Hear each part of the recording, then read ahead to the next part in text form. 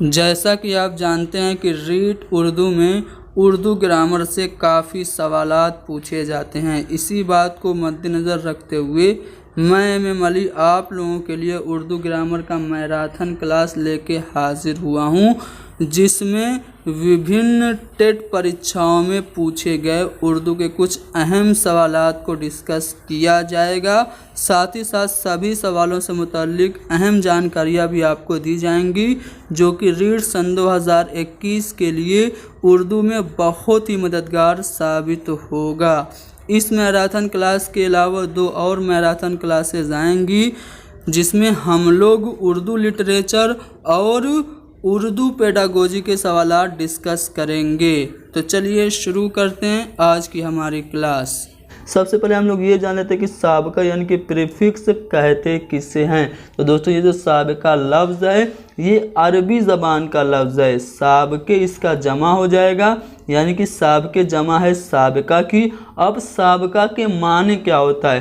तो साबका के माने हैं वो अम्र जो पहले आए और किसी काम को अंजाम देने का ज़रिया बन जाए। किसी भी लफ्ज़ के पहले जो लफ्ज़ इस्तेमाल होता है उस लफ्ज़ को ही हम लोग साबका यानी कि प्रीफिक्स कहते हैं। उर्दू ज़बान में ऐसे बहुत से अल्फाज हैं जिनके पहले आप साबका लगाकर उन्हें इसमें सिफत बना सकते हैं। जी हाँ दोस्तों, साबका की बात करें या फिर लाहिका की बात करें तो इसका जब हम लोग किसी भी लफ्ज़ में एडिशन करते हैं, इसको जोड़ देते हैं, तो हमेशा इसमें सिफत बन जाता है। जैसे मैं कहूँ अन क्या है? एक साबका है, इसमें आप मोल को जोड़ देंगे तो क्या बनेगा? अनमोल बन जाएगा। अनमोल क्या है? इसमें सिफत है। इसी तरह अन को आप पढ़ में जोड़ दीजिए, अनपढ़ बन जाएगा। इसी तरह अन को जान में जोड़ दीजिए, अनजान बन जाएगा। अन को होनी में जोड़ दीजिए, अनहोनी बन जाएगा। तो ये सभी क्या है? जितने भी अल्फाज यहाँ पे आपको दिख रहे हैं सभी में अन जो साबका है उसका इस्तेमाल हुआ है। इसी तरह एक और एग्जाम्पल है अहल। इल्म में आप अहल को जोड़ दीजिए, अहले इल्म हो जाएगा। ठीक है। हुनर में आप जोड़ दीजिए अहल को, अहले हुनर हो जाएगा। वतन में अहल साबका जोड़ दीजिए, अहले वतन हो जाएगा। यानी कि आप अहल साबका को किसी भी लफ्ज़ में जोड़कर आप इसमें सिफत बना सकते हैं। तो साबका यानी कि प्रीफिक्स क्या होता है आपने जान लिया। अब हम लोग बात करेंगे लाहिका यानी कि सफिक्स की। तो लाहिका भी अरबी ज़बान का लफ्ज़ है। जिस तरह से साबका अरबी ज़बान का लफ्ज़ है उसी तरह लाहिका भी अरबी ज़बान का ही लफ्ज़ है। इसके माने हैं अपने से पीछे वाली चीज़ से आकर मिलना। जी हाँ दोस्तों, जो लाहिका है वो हमेशा किसी भी लफ्ज़ के आखिर में इस्तेमाल होता है। लायके जमा है किसकी? लायका की। उर्दू में ऐसे बहुत से अल्फाज हैं जिनके आखिर में, जी हाँ दोस्तों, आखिर में लायका लगाकर उन्हें इसमें सिफत बना दिया गया। जैसे मैं कहूँ आरा। आरा क्या है? लाहिका है। आप इसका ये जो आरा बना है ये किससे बना है? आरास्तन मजदर से बना है, जिसके माने होते हैं संवारना। जैसे मैं कहूँ जहाँ एक लफ्ज़ है उसमें मैं लाहिका लगा दूँ, आरा बन जाएगा जहाँ आरा। अंजुमन में आरा लगा देंगे, अंजुमन आरा। सफ़ में आरा लगा देंगे, सफ़ आरा। इसी तरह बज़्म आरा, मार्का आरा, हंगामा आरा, आलम आरा वगैरह। ये सभी ऐसे अल्फाज हैं जिसमें कि लाहिका का इस्तेमाल हुआ है। दोस्तों साबिका और लाहिका क्या होता है हमने जान लिया। अब इससे रिलेटेड कुछ इंपॉर्टेंट MCQs को देख लेते हैं। सबसे पहले सवाल की बात करते हैं जो कि राजस्थान टेट सन 2011 में पूछा गया है कि दर्ज झेल में कौन सा लफ्ज़ साबिका के ज़िम्न में आता है। दोस्तों साबिका के ज़िम्न में आने की बात करें तो साबिका क्या होता है? साबिका किसी भी लफ्ज़ के पहले लगता है और वो उसको इसमें सिफत बना देता है। मैं जानशीन की बात करूं, कम ज़र्फ़ की बात करूं, दगाबाज की बात करूं, तो इन तीनों में किस में साबिका इस्तेमाल हुआ है? तो दोस्तों यहाँ पे जो कम है ना वो साबिका है जो कि ज़र्फ़ में मिल गया है और बन गया है कम ज़र्फ़। इसी तरह कम अक्ल, कम वक्त, कम गो, कम सुखन, बहुत सारे अल्फाज कम साबिका लगाकर बनाए जा सकते हैं। अगला सवाल कि बिला शुबहा में बिला क्या है? दोस्तों यहाँ पे देखिए जो बिला है वो शुबहा से पहले लगा हुआ है। तो जब भी किसी लफ्ज़ के पहले कोई भी लफ्ज़ या फिर लफ्ज़ का टुकड़ा लग जाए तो आपको फ़ौरन ये पहचान लेना है कि वो साबिका है। तो बिला शुबहा में जो बिला है वो क्या है? साबिका है। अगला सवाल यह है कि साबिका किस ज़बान का लफ्ज़ है। तो मैंने अभी बताया था जो साबिका और लायका है दोनों क्या हैं, वो अरबी ज़बान के लफ्ज़ हैं। अब साबिके किसी लफ्ज़ में कहाँ आते हैं, तो जो साबिके यानी कि प्रीफिक्स होते हैं, प्री का मतलब पहले होता है, तो साबिके जो होते हैं वो किसी भी लफ्ज़ में कहाँ पे आते हैं, पहले आते हैं।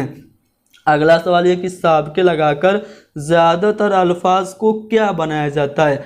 आप अगर बात करें साबिका की तो किसी भी लफ्ज़ में हम साबिका को लगा देंगे तो वो क्या बनेगा, वो बन जाएगा इसमें सिफत।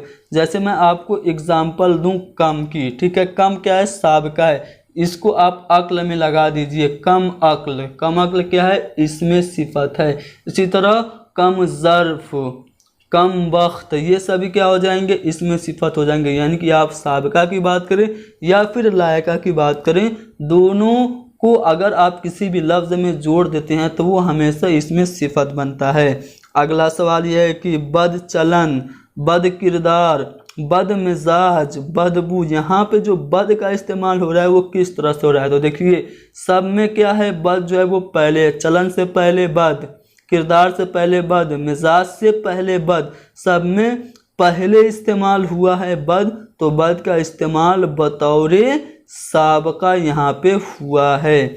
अगला सवाल है कि बेवजह, बेकसूर, बेसलीका, बेबुनियाद, बेगर्ज में क्या लफ्ज़ बतौर साबका इस्तेमाल हुआ है। दोस्तों वजह में क्या लग गया है, शुरू में बे लग गया है। कसूर में शुरू में क्या लग गया है, बे लग गया है। सलीका के स्टार्टिंग में क्या लग गया है, बे लग गया है। तो यहाँ पे जो बे है वो किस रूप में इस्तेमाल हुआ है, साबिका के रूप में। और पूछा जा रहा है कि बतौर साबिका यहाँ पे क्या इस्तेमाल हुआ है, तो बे बतौर साबिका इन सभी हुरूफ में इस्तेमाल हुआ है।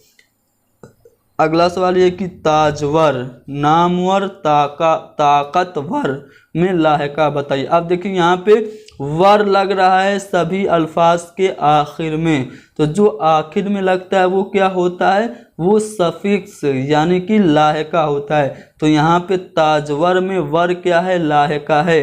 तो यहाँ पे लाहिका हमको बताना है तो पहला वाला ऑप्शन वर जो होगा वो हमारा सही जवाब हो जाएगा। अगला सवाल है कि साबिका और लाहिका में कौन सी हे आती है। यहाँ पे साबिका की बात करें तो साबिका को जब आप लिखेंगे तो काफ के बाद ये क्या है, हे है, ठीक है। तो यही जो हे है वो कौन सी हे है, क्या ये हाय खफी है, हाय खती है, हाय मलफूजी है या फिर हाय मखलूत है। तो दोस्तों साबिका और लाहिका में जो है इस्तेमाल की गई है वो हाय खफी है। लफ्ज़ मस्जिद की जमा क्या होगी। दोस्तों मस्जिद की जमा की बात करें तो इसकी अगर उर्दू जमा आपसे पूछता तो आप मस्जिदों कह सकते थे, लेकिन यहाँ पे आपको कहा नहीं कि उर्दू चाहिए या फिर अरबी चाहिए। तो लफ्ज़ मस्जिद की अगर हम लोग जमा की बात करें तो मसाजिद हो जाएगा। अगला सवाल ये है कि शोरा का वाहिद क्या होगा। दोस्तों शोरा, बहुत सारे शायरों के झुंड को हम लोग शोरा कहते हैं, तो शोरा जमा है, इसका वाहिद हो जाएगा शायर। अगला सवाल ये है कि लफ्ज़ खुतबात का वाहिद क्या होगा। दोस्तों खुतबात का वाहिद होगा खुतबा। खुतबा एक खुतबा, खुतबात बहुत सारे खुतबे, तो लफ्ज़ खुतबात का वाहिद हमारा हो गया खुतबा। अस्मा का वाहिद क्या होगा। दोस्तों अस्मा, अस्मा इस्म, इस्म यानी कि नाम को कहते हैं, तो बहुत सारे नामों को हम लोग अस्मा कहते हैं। जैसे अल्लाह के बहुत सारे नाम हैं तो उनको हम लोग अस्माए हुस्ना कहते हैं, तो अस्मा का वाहिद हो जाएगा इस्म। अगला सवाल यह है कि लफ्ज़ कौल की जमा क्या होगी। दोस्तों कौल जिसको हिंदी में कथन कहा जाता है, कौल वाहिद है, इसकी जमा क्या होगी, अकवाल हो जाएगी। अगला सवाल है कि शजर की जमा क्या होगी। शजर मीन्स होता है पेड़, तो बहुत सारे पेड़ को हम लोग अशजार कहते हैं, यानी कि शजर वाहिद है, इसकी जमा अशजार हो जाएगी। अगला सवाल है कि असफार का वाहिद क्या होगा। दोस्तों असफार जो है वो जमा है और इसका वाहिद हो जाएगा सफ़र। अगला सवाल है कि गर्ज की जमा क्या होगी। गर्ज मीन्स होता है मतलब, तो गर्ज की जमा हो जाएगी अगराज। अगला सवाल ये है कि तकदीर की उर्दू जमा क्या होगी। दोस्तों तकदीर की उर्दू जमा पूछ रहा है तो तकदीर की उर्दू जमा तकदीरें हो जाएगी। पहला वाला ऑप्शन हमारा सही है। अगला सवाल है कि आयत की अरबी जमा क्या होगी दोस्तों। आयत मीन्स होता है निशानी। आयत की अरबी जमा हो जाएगी आयात, यानी कि बहुत सारी निशानियाँ। अगला सवाल ये है कि जिसके ज़रिए सिर्फ एक चीज़ का इल्म हो उसे क्या कहते हैं। जब मैं आपको इस्म की किस्मों को, तादाद के लिहाज से इस्म की किस्मों को बता रहा था स्टार्टिंग में, तो मैंने बताया था कि इसकी दो किस्में हैं, वाहिद और जमा। वाहिद किसे कहते हैं, जिससे सिर्फ एक चीज़ का इल्म हो। तो वही सवाल पूछा जा रहा है कि जिसके ज़रिए सिर्फ एक चीज़ का इल्म हो उसे क्या कहते हैं, तो उसे वाहिद यानी कि सिंगुलर नंबर कहते हैं। अगला सवाल है कि कल्ब की अरबी जमा क्या होगी दोस्तों। कल्ब मतलब होता है दिल। कल्ब और कल्ब में अंतर जानिए। कल्ब एक होता है छोटे काफ से जिसका माना होता है कुत्ता, जबकि बड़े काफ से जो कल्ब होता है उसका माना होता है दिल। तो कल्ब की अरबी जमा हो जाएगी कुलूब, यानी कि बहुत सारे दिल।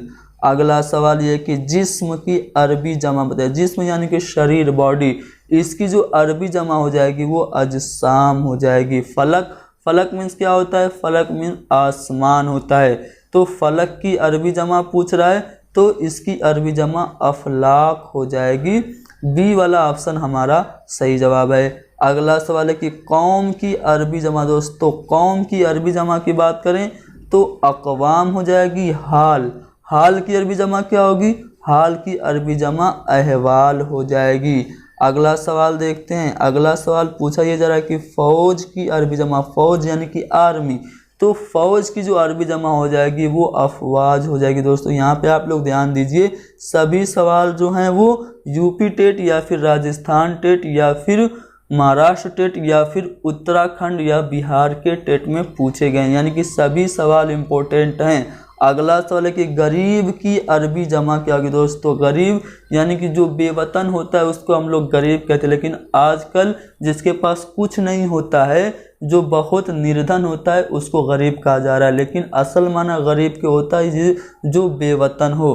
तो गरीब की अरबी जमा क्या हो जाएगी, गुरबा हो जाएगी। दोस्तों अगर गरीब की उर्दू जमा पूछता तो हमारा आंसर गरीबों हो जाता, लेकिन पूछा जा रहा है अरबी जमा, तो गरीब की अरबी जमा गुरबा हो जाएगी। कि गज़ल का कौन सा शेर हुस्ने मतला कहलाता है। दोस्तों हुस्ने मतला क्या होता है, तो गज़ल में जो दूसरा मतला होता है, यानी कि पहले मतले के बाद फ़ौरन एक और मतला आ जाए तो उसको हम लोग हुस्ने मतला कहते हैं। यानी कि गज़ल का जो दूसरा मतला होता है उसको हम लोग हुस्ने मतला कहते हैं। सी वाला ऑप्शन हमारा सही हो जाएगा। अगला सवाल है कि जिस गज़ल में रदीफ़ न हो, सिर्फ काफिया हो, उसे क्या कहते हैं। क्या उसको मुसलसल गज़ल कहते हैं, मक्ता कहते हैं, गैर मुर्दिफ गज़ल कहते हैं या फिर बैतुल गज़ल कहते हैं। दोस्तों जिसमें रदीफ़ न हो यानी कि गैर मुर्दिफ हो तो उसको हम लोग क्या कहेंगे, गैर मुर्दिफ गज़ल कहेंगे। जिसमें रदीफ़ न हो, सिर्फ काफिया हो, उसको हम लोग गैर मुर्दिफ गज़ल कहते हैं। सी वाला ऑप्शन सही है।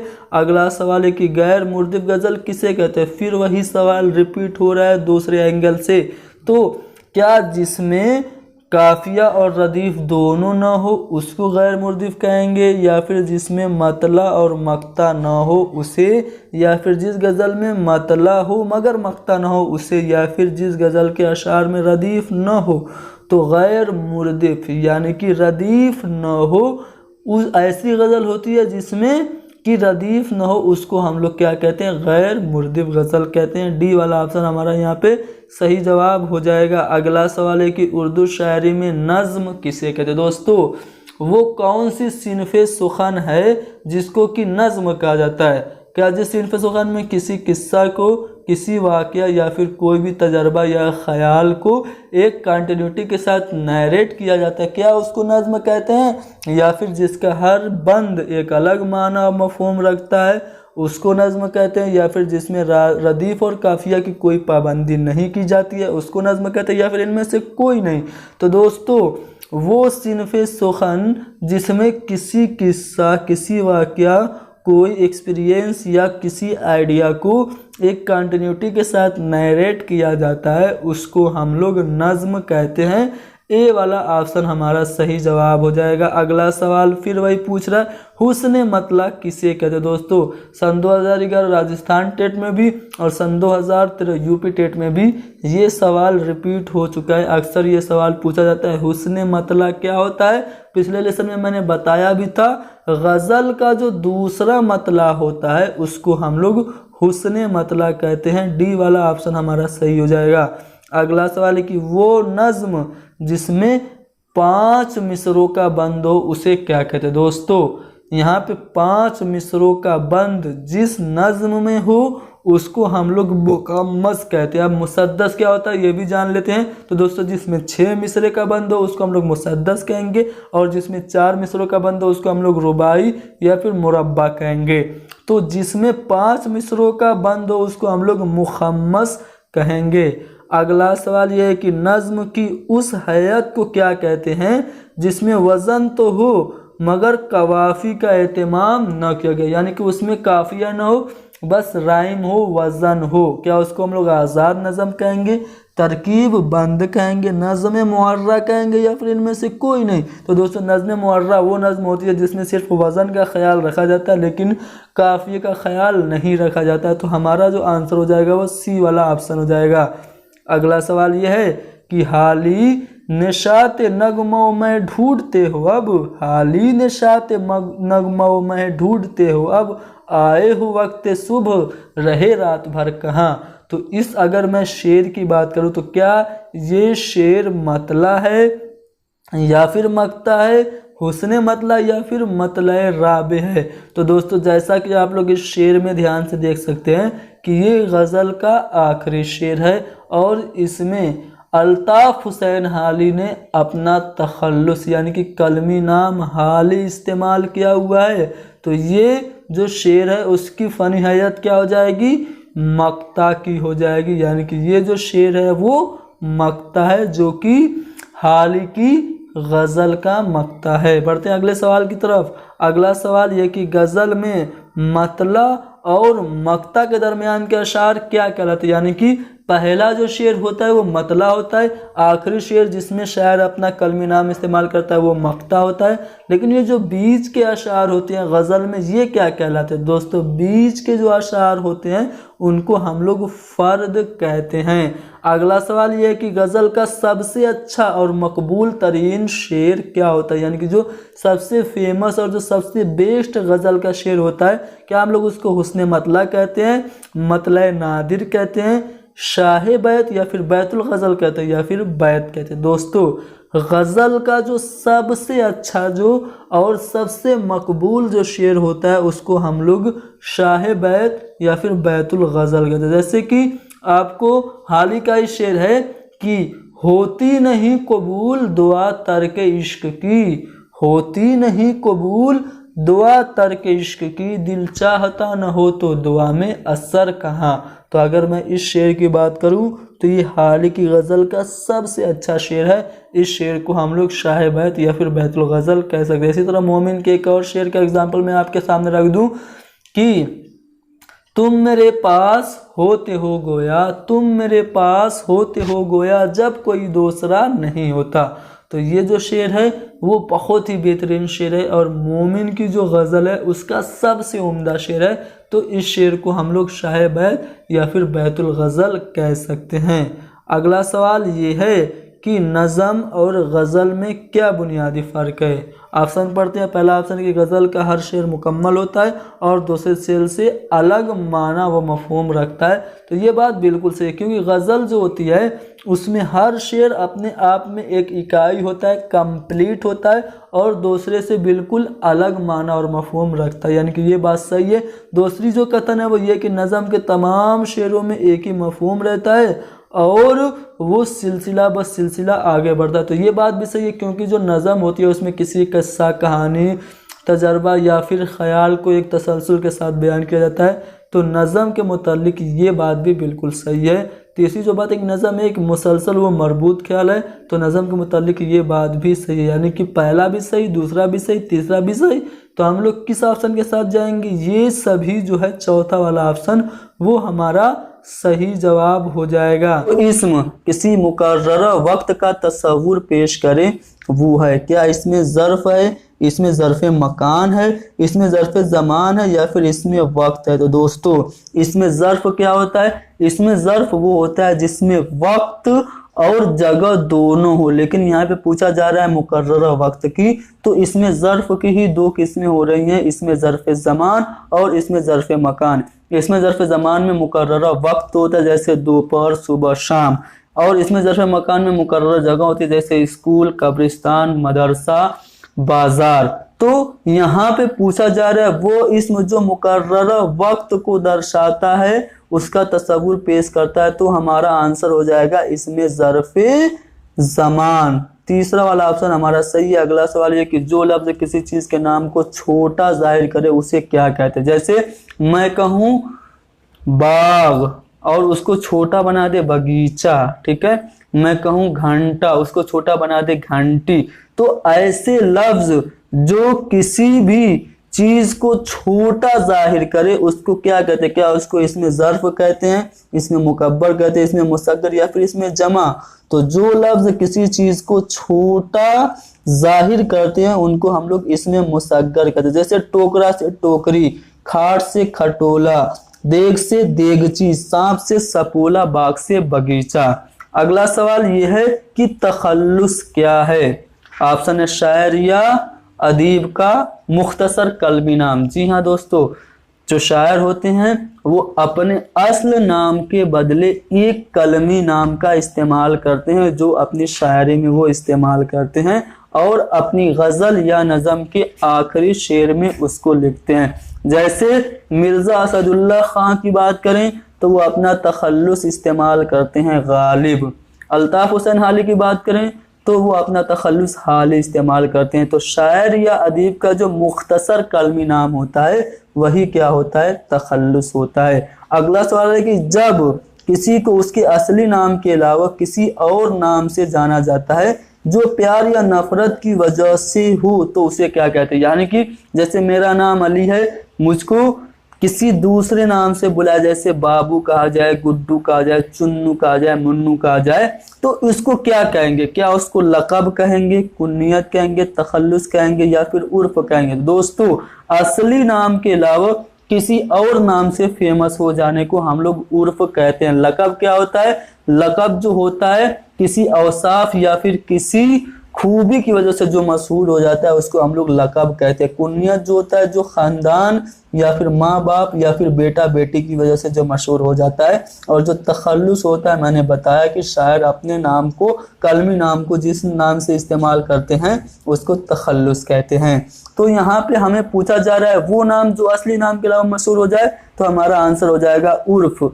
अगला सवाल ये कि बादशाहों, उमरा, नवाबों वगैरह की जानिब से जो एजाजी नाम दिया जाता है उसे क्या कहते हैं? यानी कि कोई भी इदारा या फिर कोई भी हुकूमत अगर किसी को नाम देती है तो उसको क्या कहते हैं? उसको खिताब कहते हैं। जैसे इंडिया का सबसे बड़ा जो अवार्ड है वो क्या है? भारत रत्न है। किसी को भारत रत्न मिल जाए तो उसको भारत रत्न कहते हैं। जैसे भारत रत्न सचिन तेंदुलकर, भारत रत्न अटल बिहारी।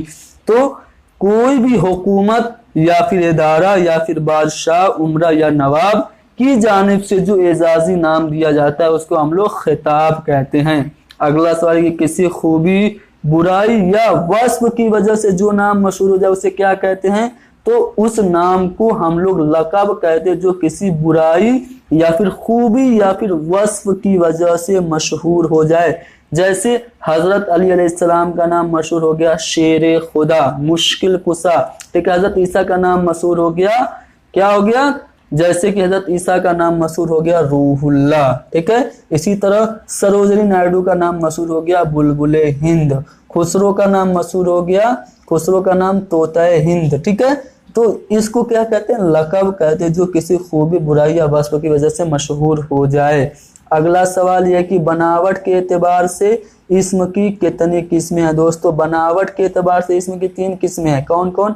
इसमें जामिद, इसमें मजदर और इसमें मुश्तक। इसमें जामिद क्या होता है, वो इसमें जो न खुद किसी लफ्ज से निकला हो और न कोई दूसरा लफ्ज उससे निकला हो, जैसे आदमी, चाकू, घोड़ा, किताब, कलम वगैरह। ठीक है। दूसरा जो प्रकार है बनावट के लिहाज से इसम का, वो है इसमें मजदर। इसमें मजदर वो इसम है जो खुद तो किसी इसम से ना निकला हो लेकिन उससे दूसरे कलमे निकलते हो, जैसे दौड़ना, उठना, होना, रोना, पीना, खाना, सोना। तीसरा जो प्रकार है वह इसमें मुश्तक है, जो इसम, वो इसम जो किसी मजदर से बना हो, जैसे खाना से बन गया खाने वाला।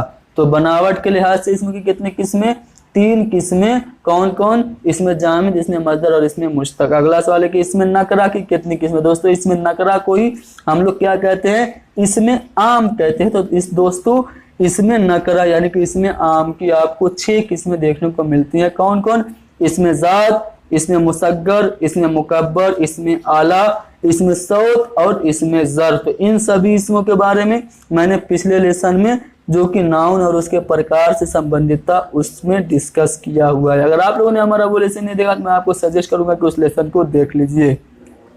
अगला सवाल यह है कि जिस लफ्ज से जगह और वक्त का तयन हो उसे क्या कहते हैं। देखिए जगह और वक्त का तयन हो तो उसको हम लोग इसमें ज़र्फ कहते हैं। और इसमें ज़र्फ की 2 किस्में मैंने बताई थी, इसमें ज़र्फ ज़मान और इसमें ज़र्फ मकान। अगला सवाल है काम करने वाले को क्या कहते हैं, क्या फेल कहते हैं, फाइल कहते हैं, मफूल कहते हैं या फिर फिल मुतअद्दी कहते हैं। तो काम करने वाले को हम लोग कहते हैं फाइल। जैसे मैं एक सेंटेंस बोलूं कि मैं किताब लिखता हूं, तो मैं क्या हो गया, फाइल हो गया। क्या लिखी जा रही है, किताब, तो किताब क्या हो जाएगी, मफूल हो जाएगी। और जो लिखता है वो क्या हो जाएगा, फेल हो जाएगा। तो एक सेंटेंस के जरिए से हमने फेल, फाइल और मफूल जान लिया। यानी कि काम करने वाले को फाइल और जिसपे काम तमाम होता है उसको मफूल और जो काम होता है उसको फेल कहते हैं। अगला सवाल यह है कि वो नाम जो शायर अपने आखिरी शेर में रखता है, यानी कि वो कलमी नाम जो कोई भी शायर अपने असली नाम के अलावा अपनी नज़मों में, अपनी गज़लों में इस्तेमाल करता है, उसको क्या कहते हैं। तो सबको पता है उसको तखल्लुस कहते हैं। इसमें मारफा किसे कहते हैं, तो इसमें मारफा हम लोग इसमें खास को ही इसमें मारफा कहते हैं, यानी कि खास चीज को हम लोग इसमें मारफा कहते हैं। पूछा ये जरा कि जेल के किस जुमले में सिफत के अल्फाज नहीं है। यहाँ पे 4 सेंटेंसेस हैं, इन 4 सेंटेंसेस में किस सेंटेंस में एडजेक्टिव का वर्ड नहीं है। पहला सेंटेंस है नाक बड़ा जहरीला सांप है, तो यहाँ पे जो जहरीला है वो क्या है, सिफत है, और जो सांप है वो मौसूफ है। तो इस सेंटेंस में तो आपको सिफत का जो लफ्ज है वो है। दूसरे सेंटेंस में बात करें तो दिल्ली खूबसूरत शहर है, तो खूबसूरत ये भी सिफत है, यानी कि इस सेंटेंस में भी आपको सिफत का लफ्ज मिल जाएगा।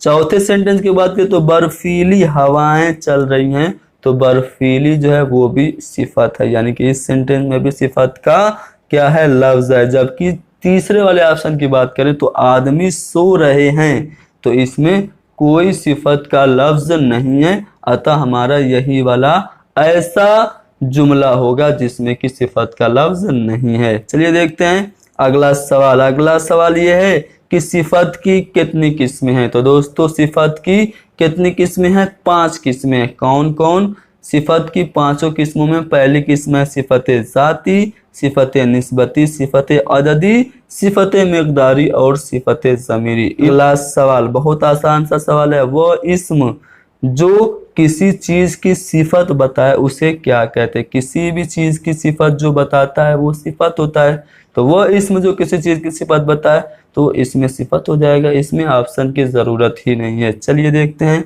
अगला सवाल क्या है। सवाल ये कि ज़ैल में सिफत निस्बती तलाश करें। सिफत निस्बती क्या होता है, सिफत निस्बती के बारे में मैं आपको यहाँ पे बता दूं, पिछली वीडियो में भी मैंने बताया था। सिफत निस्बती वो सिफत जो किसी शख्स या चीज का लगाव दूसरे शख्स या चीज से या जगह से जाहिर करे, उसको हम लोग प्रॉपर एडजेक्टिव यानी कि सिफत निस्बती कहते हैं। तो यहाँ पे जो चौथा वाला ऑप्शन है कश्मीरी साल, साल का जो निस्बत है, लगाव है, वो कश्मीर से है, इसलिए कश्मीरी साल जो हो जाएगी वो हमारी सिफत निस्बती हो जाएगी। इसी तरह पेशावरी टोपी, रामपुरी चाकू, बंगाली रसगुल्ले, सुनहरी मस्जिद, ये सभी क्या हो जाएंगी, सिफत निस्बती के एग्जाम्पल्स हो जाएंगे। अगला सवाल है कि ऊंचा दरख्त में ऊंचा क्या है। तो दोस्तों ऊंचा जो है वो क्या है, सिफत है। अगर आपसे इसी क्वेश्चन में पूछ देता कि दरख्त क्या है, तो दरख्त हो जाएगा मौसूफ। मौसूफ क्या होता है मैं बता चुका हूँ। चलिए देखते हैं अगले सवाल को।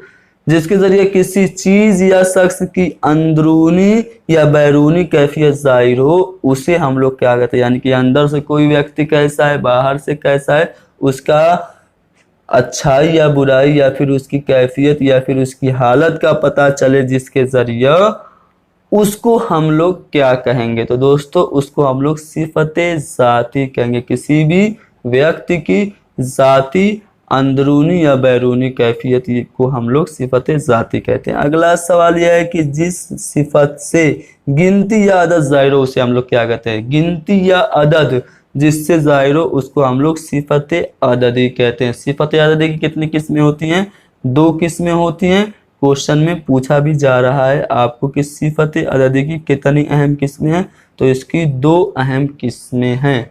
कौन कौन, सिफती अददी मुअय्यन और सिफती अददी गैर मुअय्यन, ये 2 किस्में हैं। पहली जो है सिफत अददी मुअय्यन, वो क्या होती है, जो सिफत जिससे कि सही तादाद या फिर सही शुमार का पता चले, उसको हम लोग सिफत अददी मुअय्यन कहते हैं। और जो दूसरी किस्म है सिफत अददी गैर मुअय्यन है, वो सिफत जिससे मुकर्रर या फिर सही तादाद का पता न चले, उसको हम लोग सिफती अददी गैर मुअय्यन कहते हैं। जैसे कुछ लड़के, अब कितने लड़के हमें तादाद तो पता नहीं है, ठीक है, बहुत से आम, अब कितने आम हमको तादाद पता नहीं है, तो जिससे फिक्स जो उसका नंबर है वो पता ना चले, उसको हम लोग सिफत अददी गैर मुअय्यन कहते हैं। चलिए अगला सवाल देखते हैं। जिस सिफत से किसी चीज की मुअय्यना या सही मिकदार मालूम हो, यानी कि फिक्स उसकी मात्रा का पता चले, जिस सिफत से उसको क्या कहते हैं, तो उसको हम लोग सिफत मिकदारी कहते हैं। दोस्तों सिफत मिकदारी की 2 किस्में होती हैं,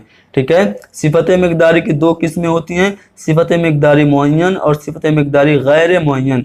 तो यहाँ पे देखिए मुअय्यना या फिर सही मिकदार की बात कर रहा है ना, तो जिसमें सही मिकदार का पता चले वो होती है सिफत मिकदारी मुअय्यन, और जिसमें सही मिकदार का पता नहीं होता उसको सिफत मिकदारी गैर मुअय्यन कहते हैं। तो यहाँ पे हमारा कौन सा वाला ऑप्शन सही होगा, सी वाला ऑप्शन सही हो जाएगा, ठीक है। चलिए देखते हैं अगले सवाल को। सवाल ये है कि जिस लफ्ज से किसी चीज यानी कि इस्म की सही मिकदार मालूम ना हो, उसे क्या कहेंगे। अभी मैंने बताया जिससे सही मिकदार मालूम हो वो होती है सिफत अददी मुअय्यन, और जिससे क्या हो, सिफती मिकदार मुअय्यन होती है, जिससे सही मिकदार जिसकी मालूम हो, और जिससे सही मिकदार मालूम ना हो वो होती है सिफत मिकदारी गैर मुअय्यन। तो यहाँ पे हमारा चौथा वाला ऑप्शन सही हो जाएगा। यह लड़का, वह लड़की, वह किताब, इन मुरक्कबों में कौन सी सिफत है। दोस्तों यह लड़का, वह लड़की, वह किताब, इसमें आपको सिफत ज़मीरी मिलेगी। सिफत ज़मीरी क्या होता है मैं आपको बता दूं, वह सिफत जो किसी शख्स या चीज की तरफ इशारा करे उसको हम लोग सिफत ज़मीरी कहते हैं। जैसे इसको अंग्रेजी में कहा जाता है डिमॉन्स्ट्रेटिव एडजेक्टिव। जैसे मैं कहूँ यह किताब, वह कलम, ठीक है, ये लड़के, तो ये सिफत ज़मीरी का एग्जाम्पल है। अगला सवाल देख लेते हैं। देलवी, बरेलवी, अमरीकी, बरतानवी, नूरानी वगैरह किस सिफत के तौर पर इस्तेमाल होते हैं। तो दोस्तों यहाँ पे देखिए दिल्ली के रहने वालों को क्या कहा जाता है, देलवी कहा जाता है। बरेली के रहने वालों को बरेलवी, अमरीका के रहने वालों को अमरीकी, बरतानिया के रहने वाले को बरतानवी। तो यहाँ पे देखिए जगह से निस्बत दी जा रही है, तो यहाँ पे देहलवी, बरेलवी, अमरीकी, बरतानवी, नूरानी सिफत निस्बती हो जाएगा। अगला सवाल ये कि अक्लमंद तालिब इल्म, होशियार लड़की, इनमें सिफत की कौन सी किस्म है। तो दोस्तों अक्लमंद तालिब इल्म, होशियार लड़की, इसमें सिफत ज़ाती है। सिफत ज़ाती का ही दूसरा नाम है सिफत मुसब्बा। तो हमारा पहला वाला ऑप्शन सही हो जाएगा। लफ्ज़ इसरार के माना झैल में से कौन से। दोस्तों इसरार के माना क्या राज के हैं, तो जी नहीं दोस्तों, राज के लिए जो लफ्ज़ इस्तेमाल होता है वो होता है असरार, जिसका इमला अलिफ सीन रे अलिफ और रे होता है।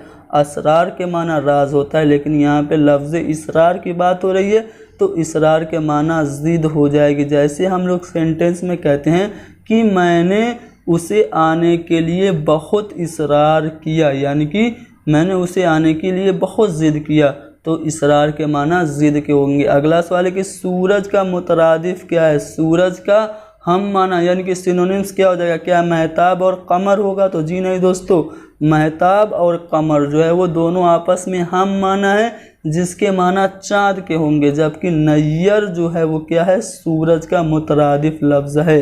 अगला सवाल है कि तुर्श का ज़िद बताइए। तुर्श के माना क्या होता है? खट्टा कड़वा। कड़वा का उल्टा क्या हो जाएगा? मीठा। तो तुर्श का ज़िद क्या हो जाएगा? शीरीं यानी कि मीठा हो जाएगा। अगला सवाल कि झैल में से कौन सा लफ्ज़ लाहिका से बना हुआ है? लाहिका क्या होता है? हिंदी में उसको प्रत्यय और अंग्रेजी में प्रीफिक्स कहते हैं।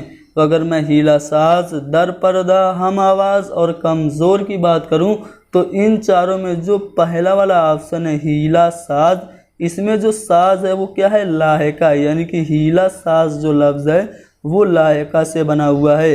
अगला सवाल ये है कि लफ्ज़ अच्छा की ज़िद बताइए दोस्तों। अच्छा का उल्टा क्या हो जाएगा? बुरा हो जाएगा। लफ्ज़ साहब का मुतरादिफ यानी कि सिनोनिम्स क्या होगा? क्या दोस्त होगा, आलिम होगा, बादशाह होगा, या फिर इनमें से कोई नहीं? तो साहब का जो मुतरादिफ लफ्ज़ होगा इनमें से कोई नहीं होगा। अगला सवाल यह है कि ईसार के क्या माने हैं दोस्तों? क्या तोहफ़ा के, कुर्बानी के, बदला के, या फिर इनमें से कोई नहीं? तो दोस्तों लफ्ज़ ईसार की बात करें तो इसका माना कुर्बानी के है। हवाली मवाली के क्या माने हैं दोस्तों? क्या खुशामदी के है, हील हुज्जत करने वाले के, अजीज़ के, या फिर नसीहत करने वाले के? दोस्तों हवाली मवाली के मानी की बात करें तो खुशामदी के हो जाएगा, यानी कि जो खुशामद करते हैं उनको हम लोग हवाली मवाली कहते हैं। अगला सवाल ये कि मोहताज का मतलब यानी कि मीनिंग क्या होगा दोस्तों? मोहताज किसको कहते हैं? जिसके पास कुछ ना हो, यानी कि वो ज़रूरतमंद हो। तो मोहताज का जो मतलब हो जाएगा, मानी हो जाएगा, वो ज़रूरतमंद होगा। आलिम की ज़िद बताना है। आलिम यानी कि जिसको जानकारी हो, और जाहिल क्या होता है? जिसके पास जानकारी ना हो। तो आलिम की जो ज़िद होगी वो जाहिल हो जाएगी। अगला सवाल ये कि हक की ज़िद, हक का विलोम यानी कि अपोजिट बताना है, तो हक का मुतज़ाद लफ्ज़ बातिल हो जाएगा। ज़मीन की ज़िद बतानी है तो ज़मीन की ज़िद आसमान हो जाएगी। अगला सवाल ये कि आला का ज़िद बताएं दोस्तों। आला का मतलब क्या होता है? जो बुलंद हो, जो ऊंचा हो, और अदना के माने क्या होता है? जो नीचा हो, पस्त हो। तो आला का जो ज़िद होगा वो अदना हो जाएगा। ठीक है, यहाँ पे अदना जो है वो आला की ज़िद होगी। अगला सवाल है कि खुश्क का ज़िद बताइए। खुश्क मतलब क्या होता है? सूखा हुआ, और सूखा हुआ का उल्टा क्या होता है? जो भीगा हो, यानी कि जो तर हो। तो खुश्क का ज़िद क्या हो जाएगा? तर हो जाएगा। अगला सवाल यह है कि तकलीफ़ की अरबी जमा बताइए दोस्तों। तकलीफ़ की अरबी जमा जो होगी वो तकालीफ हो जाएगी।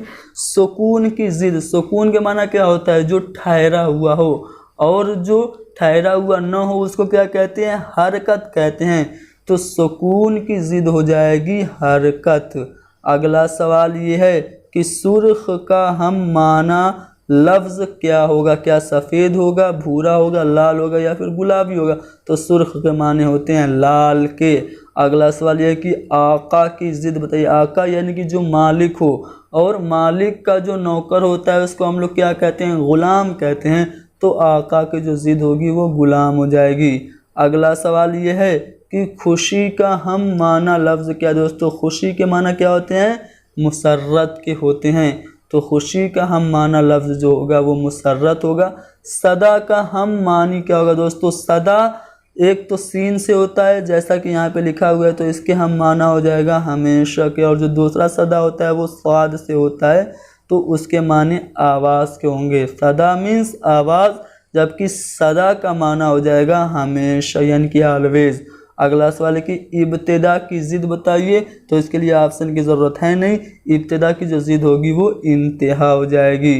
अगला सवाल ये है कि किस्सा का हम माना लफ्ज़ क्या होगा? तो किस्सा का हम माना अफसाना होगा। बहुत आसान सा सवाल था।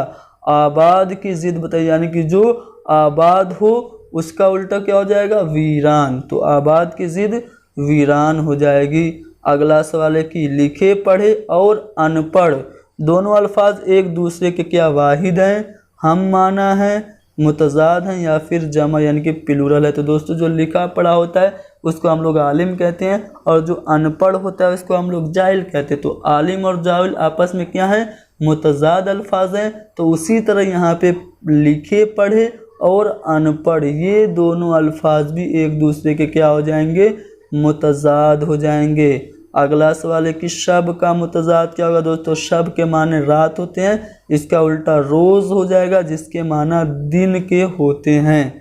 अगला सवाल है कि रियाकार का मुतजाद क्या होगा दोस्तों, रियाकार का मुतजाद मुखलिस हो जाएगा। जबकि अगर सी वाले ऑप्शन की बात करें तो उसमें लिखा हुआ है तखल्लुस। तखल्लुस क्या होता है, एक बार पूछा जा चुका है इसलिए मैं आपको बता दूं। तखल्लुस वो कलमी नाम होता है जो शायर अपनी गज़ल या नज़म के आखिरी मिसरे में इस्तेमाल करता है। जैसे मैं कहूँ, मीर इन नीम बाज आँखों में सारी मस्ती शराब की सी है। तो इस शेर में जो मीर है वो क्या है, तखल्लुस है। रियाकार का मुतजाद क्या हो जाएगा, मुखलिस हो जाएगा। कमर का मुतजाद बताएं दोस्तों, कमर के माने होते क्या हैं, कमर के माने चाँद के होते हैं। तो कमर का मुतजाद पूछ रहा है तो चाँद का उल्टा सूरज होता है, यानी कि महर के माने सूरज के होंगे, यानी कि महर जो होगा वो कमर का मुतजाद लफ्ज़ हो जाएगा। कल पूछा जा रहा है उर्दू लिसानियात किसकी किताब है दोस्तों, उर्दू की इब्तिदा के मुतालिक एक किताब लिखी गई उर्दू लिसानियात। ये किताब किसकी है, तो दोस्तों ये किताब डॉक्टर शौकत सब्ज़वारी की है।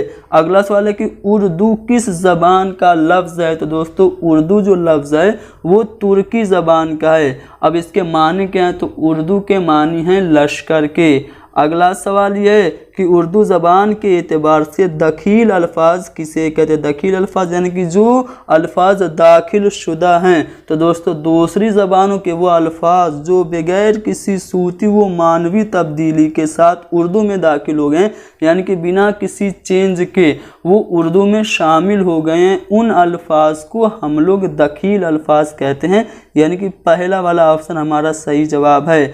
अगला सवाल है कि पंजाब में उर्दू, एक किताब है पंजाब में उर्दू, ये जो किताब है वो किसने लिखी। तो दोस्तों पंजाब में उर्दू जो किताब है वो बहुत ही मशहूर व मारूफ किताब है।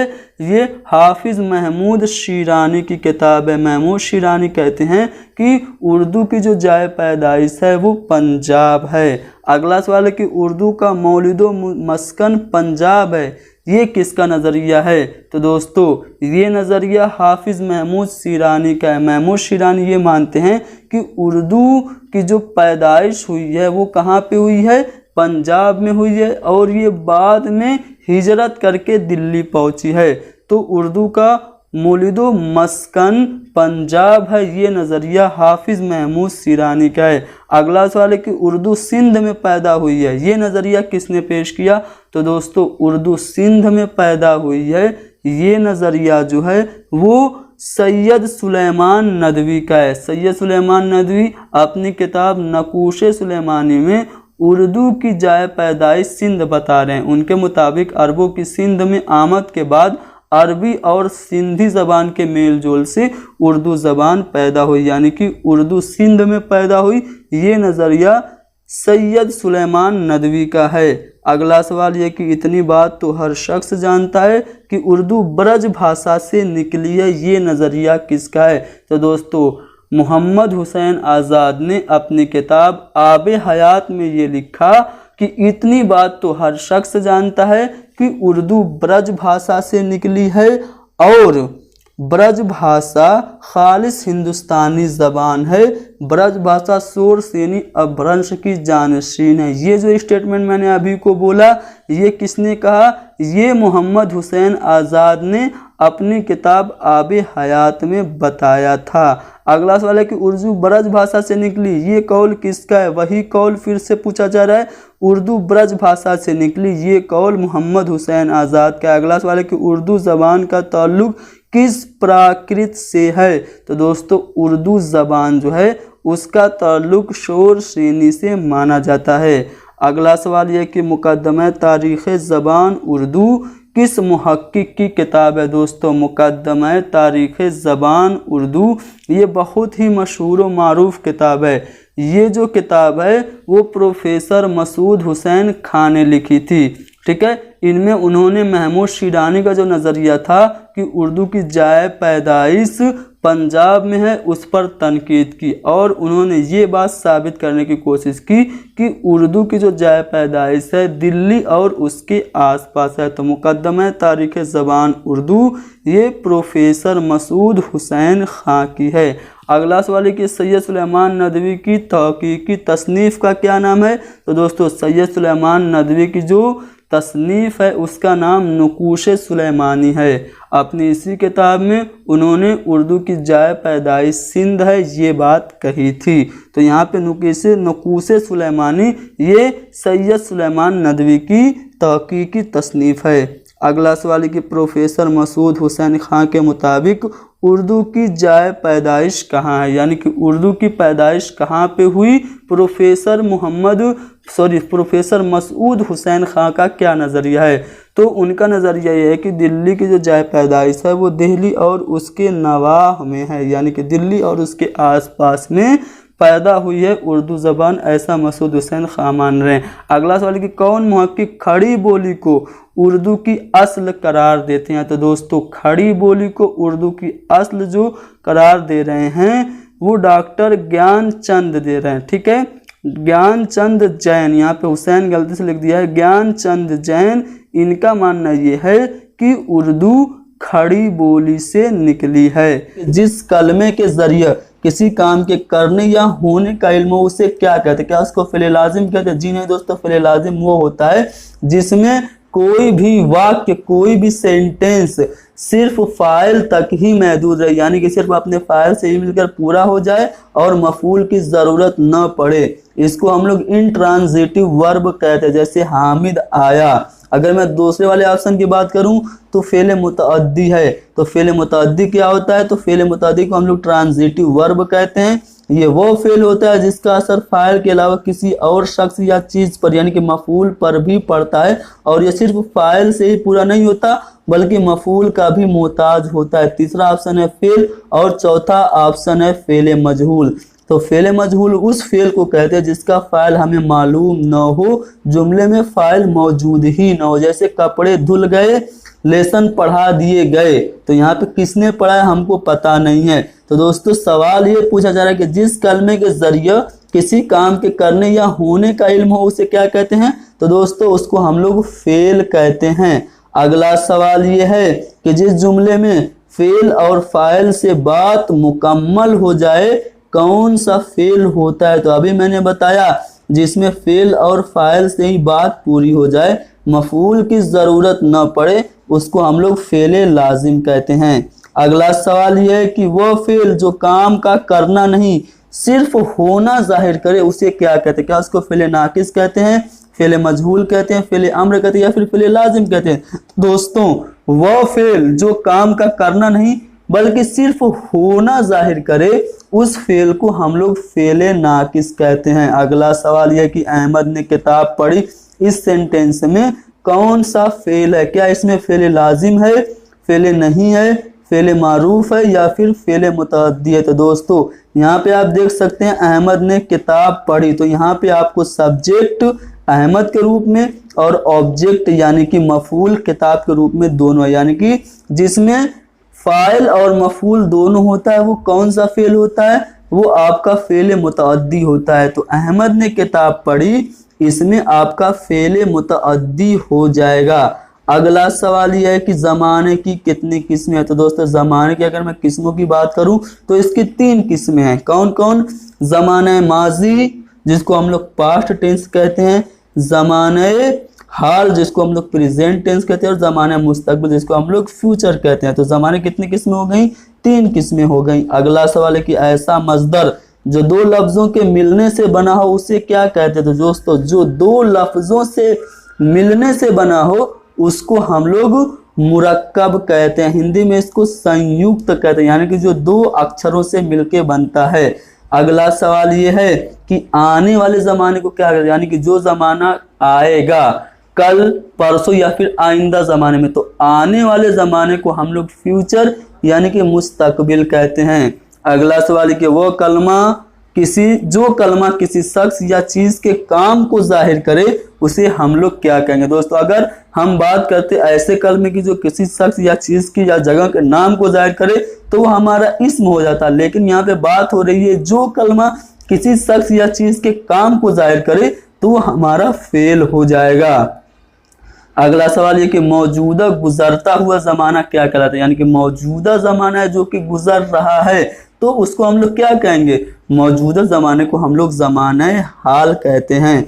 अगला सवाल यह है कि वह फेल जिसका फ़ाइल मालूम हो उसे क्या कहते हैं, यानी कि ऐसा फेल जिसका फ़ाइल यानी कि जो सब्जेक्ट है वो पता हो, क्या उसको हम लोग फेल माजी कहेंगे, फेल हाल कहेंगे, फेल मजहूल कहेंगे या फिर फेल मारूफ कहेंगे। तो दोस्तों जिस फेल का फ़ाइल हमें मालूम हो उसको हम लोग फेल मारूफ कहते हैं। अगला सवाल ये कि कुछ दिनों बाद मैं यहाँ से चला जाऊंगा, इस जुमले में कौन सा टेंस है, कौन सा ज़माना है। दोस्तों कुछ दिनों बाद यानी कि आने वाले ज़माने में, आइंदा ज़माने में मैं यहाँ से जाऊंगा, तो इसमें बिलाशुबहा हमारा जो ज़माना होगा वो कौन सा ज़माना होगा, ज़माना मुस्तकबिल यानी कि फ्यूचर टेंस हो जाएगा। अगला सवाल है कि इनमें कौन सा जुमला फेले माजी का है। दोस्तों यहाँ पे 4 सेंटेंसेस हैं। पहला है वो सोएगा, दूसरा है वो सो रहा है, तीसरा वो सोना चाहता है और चौथा है कि वो सो रहा था। तो इन चारों सेंटेंसेस में कौन सा जो सेंटेंस है वो फेले माजी है। तो दोस्तों वो सो रहा था यानी कि गुजरे हुए ज़माने में सो रहा था, तो यहाँ पे जो चौथा वाला सेंटेंस है वो हमारा फेले माजी हो जाएगा। अगला सवाल है कि बनावट के एतबार से फेल की कितनी किस्में होती हैं, 4 होती हैं, 5 होती हैं, 3 या फिर 6। तो दोस्तों बनावट के एतबार से फेल की जो किस्में होती हैं वो 5 होती है। कौन कौन, फेल मारूफ, फेल मजहूल, फेल लाजिम, फेल मुतअद्दी और फेल नाकिस। अगला सवाल कि ज़माने के लिहाज से फेल की कितनी किस्में हैं। बनावट के एतबार से हमने जान लिया कि फेल की 5 किस्में हैं। अब पूछा जा रहा है कि ज़माने के लिहाज से फेल की कितनी किस्में हैं, तो ज़माने के लिहाज से फेल की 6 किस्में हैं। कौन कौन, फेल माजी, फेल हाल, फेल मुस्तकबिल, फेल मुजारे, फेल अम्र और फेल नहीं। इन 6 की 6 किस्मों के बारे में भी मैंने पिछली वीडियो में बताया है, आप लोग डिस्क्रिप्शन से लिंक की सहायता से आप जाके देख सकते हैं। अगला सवाल यह कि अरशद बीमार है, इस जुमले में फेल की कौन सी किस्म है। दोस्तों अरशद बीमार है यानी कि वो फिलहाल प्रेजेंट टाइम में बीमार है, तो इस जुमले में कौन सा फेल हो जाएगा, फेल हाल हो जाएगा।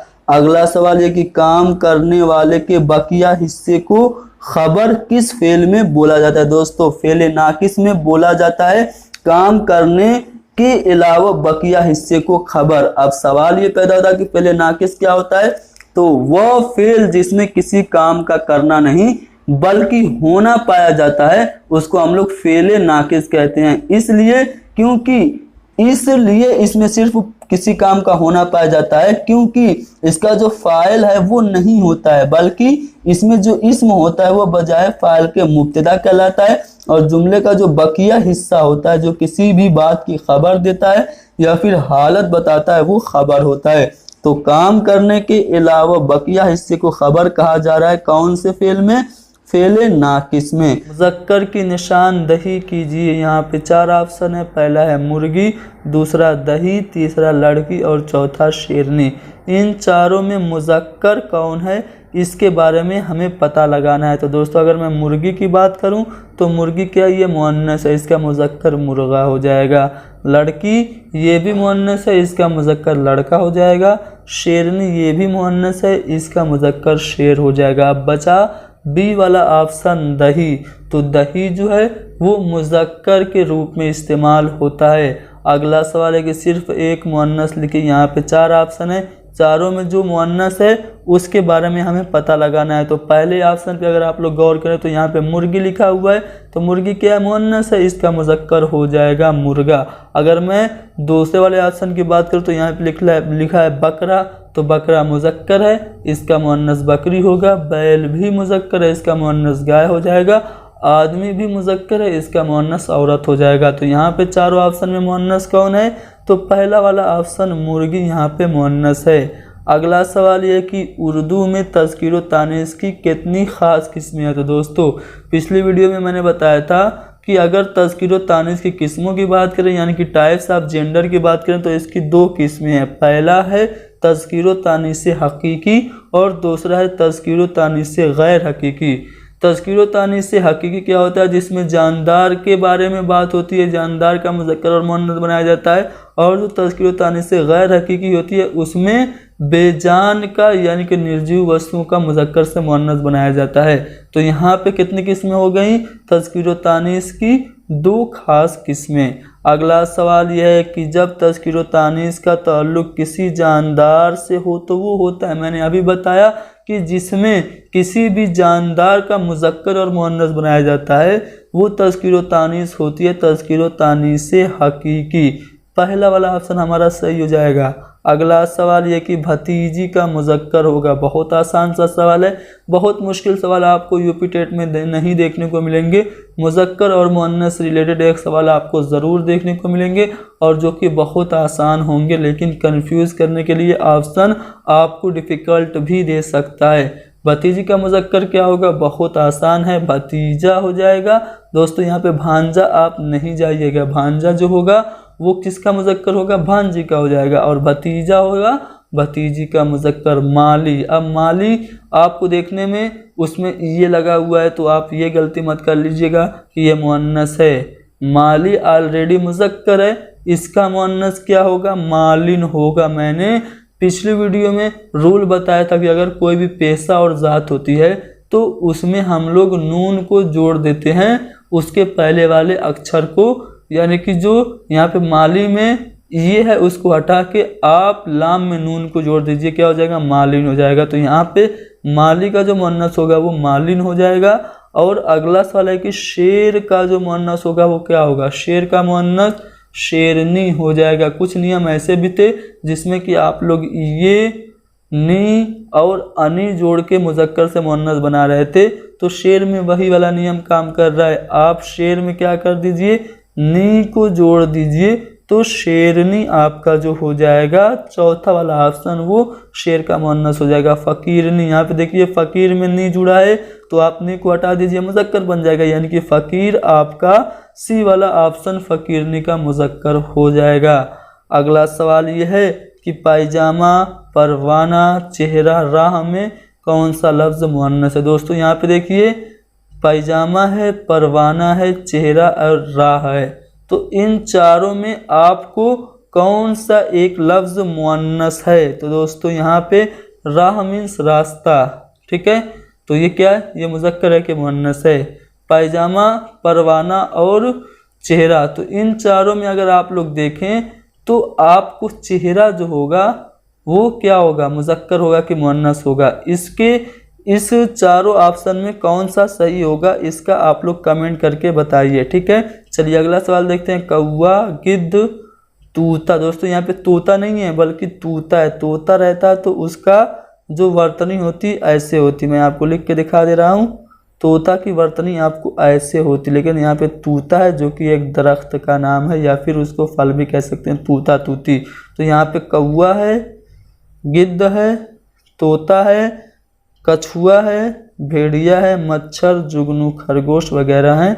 तो इन सभी जो यहाँ पे जो लफ्ज़ हैं उनका इस्तेमाल आप मुज़क्कर में करेंगे या फिर मुअन्नस में करेंगे। तो यहाँ पे देख सकते हैं सभी जो लफ्ज़ हैं वो क्या है, मुज़क्कर हैं। तो नो डाउट यहाँ पे हम लोग पहले वाले ऑप्शन के साथ चले जाएंगे।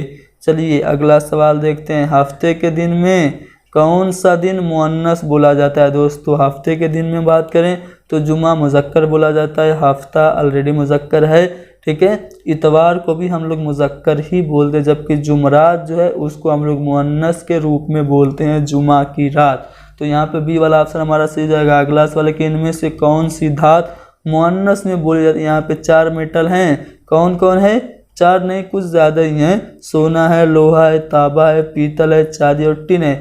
तो इन जो यहाँ पे जो कुछ आपको धात दिख रही है तो इन धातों में किसका हम लोग इस्तेमाल मुअन्नस के रूप में करते हैं। तो यहाँ पे आप अगर सी ऑप्शन को देखें चांदी, तो इसको हम लोग मुअन्नस के तौर पर इस्तेमाल करते हैं।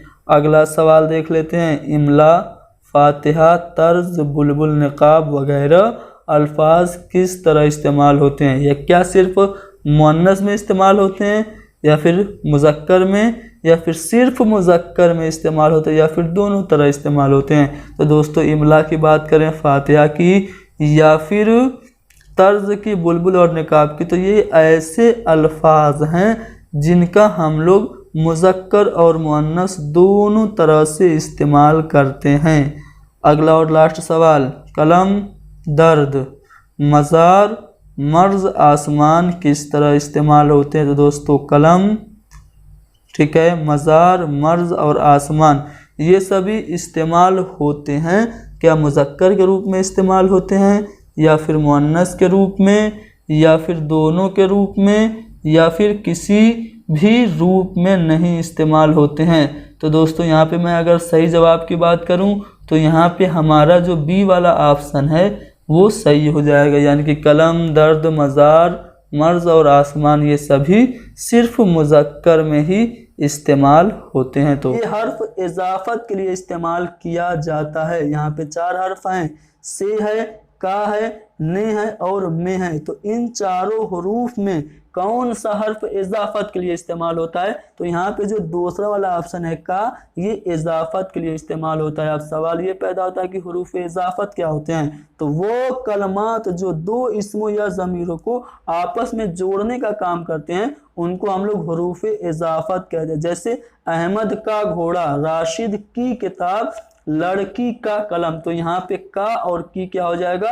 हरूफ इजाफत हो जाएगा।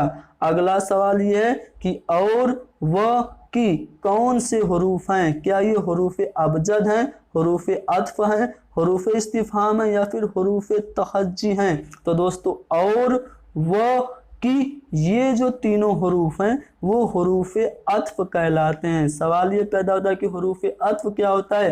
तो मुफरद कलमों या जुमलों को आपस में मिलाने वाले मुख्तसर कलमे हरूफ अत्फ कहलाते हैं। जैसे मैं मिसाल दूं, अच्छा और बुरा, तो अच्छा बुरा को कौन जोड़ रहा है? और जोड़ रहा है, तो और क्या हो जाएगा? हरूफ अत्फ हो जाएगा।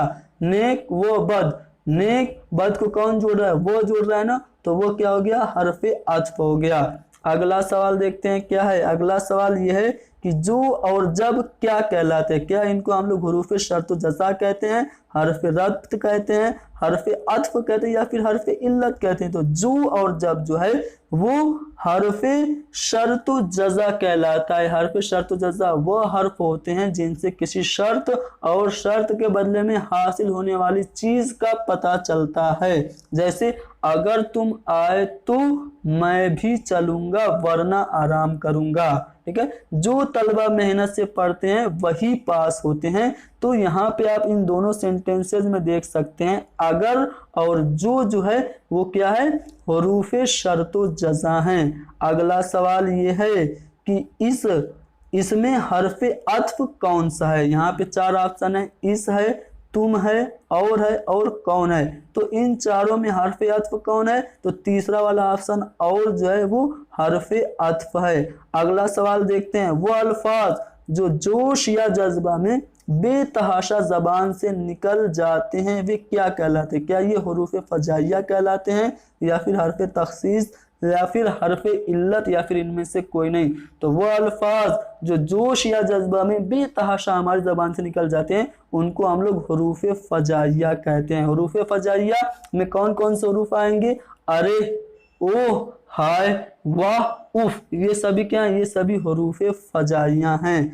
अगला सवाल यह है कि हरूफ फजाइया अमूमन कितनी सूरतों में इस्तेमाल होता है? तो दोस्तों हरूफ फजाइया 4 सूरतों में इस्तेमाल होता है। किन किन सूरतों में? पहला है हरूफ तहसीन, दूसरा हरूफ तवज्जुब, तीसरा हरूफ तवस्सुफ और चौथा हरूफ नफरी। अगला सवाल यह कि अगर, जब, वरना, तो वगैरह कैसे हरूफ या कलमे? क्या ये हरूफ तवस्सुफ हैं, हरूफ निदा हैं, हरूफ शर्त जज़ा या फिर हरूफ हिज्जा हैं? तो दोस्तों अगर, जब, वरना, तो ये हरूफ शर्त जज़ा हैं। अगला सवाल ये है कि इसलिए, क्योंकि, लिहाजा, लेकिन वगैरह कैसे कलमे हैं? क्या ये हरूफ रब्त हैं, हरूफ जार हैं, हरूफ अत्फ हैं, या फिर हरूफ इल्लत हैं। तो दोस्तों यहाँ पे मैं इसलिए की बात करूं, क्यों की बात करूं या फिर लिहाजा की बात करूं, तो ये जो हरूफ हैं ये आपके हरूफ कौन से कहलाएंगे, हरूफ इल्लत कहलाएंगे। ठीक है, तो हमारा चौथा वाला ऑप्शन बिल्कुल सही है। अगला सवाल है कि का, की, के कैसे हरूफ हैं, क्या ये हरूफ इल्लत हैं, हरूफ रब्त हैं, हरूफ इजाफत हैं या फिर हरूफ निदा हैं। तो का, की, के की बात करूं तो ये हरूफ इजाफत कहलाते